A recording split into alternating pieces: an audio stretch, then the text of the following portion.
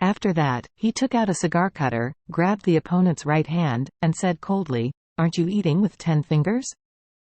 Okay, today I will let you see how your job is broken."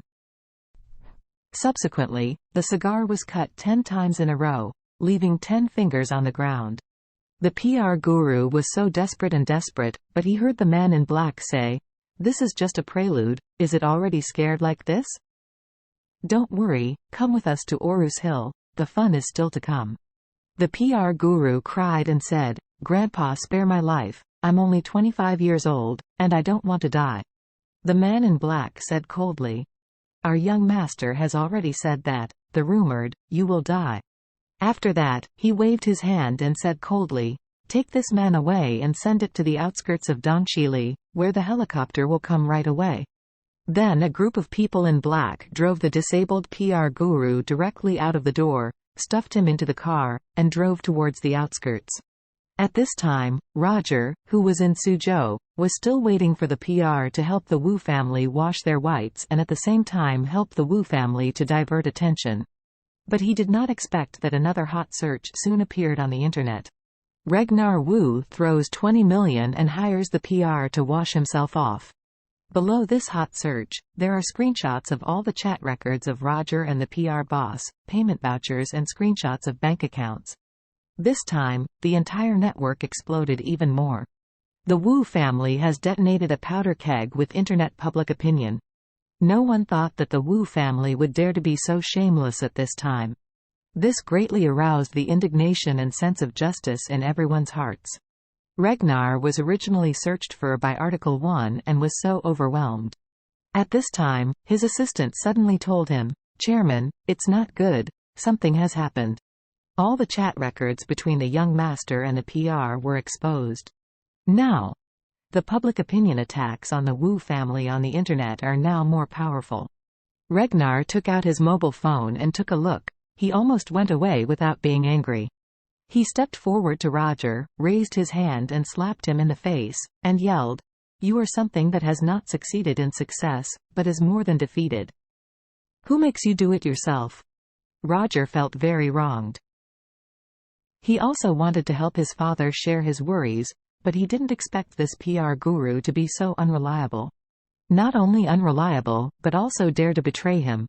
He was extremely angry and said to Ragnar, "Dad, the PR guru took my money and dared to expose me. I must smash him into pieces." Ragnar said coldly, "You are really not ordinary stupid. How can he dare to fight against our Wu family for a mere unscrupulous sailor? It must be the people behind this thing who are doing us." Roger hurriedly asked, "Dad, who do you think did this thing? Who is so bold that not only did he dare to kill my uncle and the core members of the entire gang of beggars, but also dare to openly confront the Wu family?" Ragnar gritted his teeth and said, "I'm also considering this issue, but I really can't imagine who has such a great energy, and these families who have had some conflicts with us during the festival have long been convinced by us. They simply don't have the ability to plan such a big thing." Roger couldn't help asking, "Dad, what do you mean, is that a stronger family targeting us?" Ragnar sighed, "I can't figure it out now, but I suddenly felt that this matter might have something to do with Charlie in Orus Hill." "Charlie?" Roger exclaimed, and said, "He shouldn't have such a great energy?" It's possible to say that it's possible to be a local snake in Orus Hill, but how could he have such strength? Catch all the core members of the beggar gang? Even the Wu family may not have such strength. Ragnar nodded and said, "What you said is indeed reasonable, but the reason why I judge this is because I just saw a message on the internet." Roger hurriedly asked, "What is it?" Ragnar said with a black face, "You damn uncle. The batch of children he wanted to buy this time was stolen from the Orus Hill Welfare Institute." Speaking of this, Ragnar paused slightly, gritted his teeth and said, "I investigated the identity of this Charlie before. He grew up in the Orus Hill Welfare Institute. It turned out to be like this." Roger exclaimed, and said, "If you say that, the children who were stolen this time can be regarded as Charlie's younger siblings." "Right." Ragnar said, "That's why I speculated that this matter should be inseparable from Charlie." Roger couldn't help asking, "Dad, how can Charlie do this?" Even his backers in Orus Hill don't have such a strong ability. Even if the Song family comes forward, they can't have such a strength. Ragnar said with some worry. So this is what I worry about the most. If the Song family is his backer, then I am not afraid at all, but I am afraid of Isik. Back in Orus Hill, Ragnar and his son were beaten out of Shangri-La by Isik. At that time, both of them had their legs broken, and finally waited for the helicopter to arrive. Isik didn't even allow the helicopter to land in the square in front of Shangri-La. It can be said that the Wu father and son were not given any face. However, Isik is a member of the Wade family. Everyone knows this, so the Wu family father and son dare not ask him to settle accounts. Ragnar now suspects that the person who has the ability to kill the entire gang of beggars in Suzhou in a short time is Isik.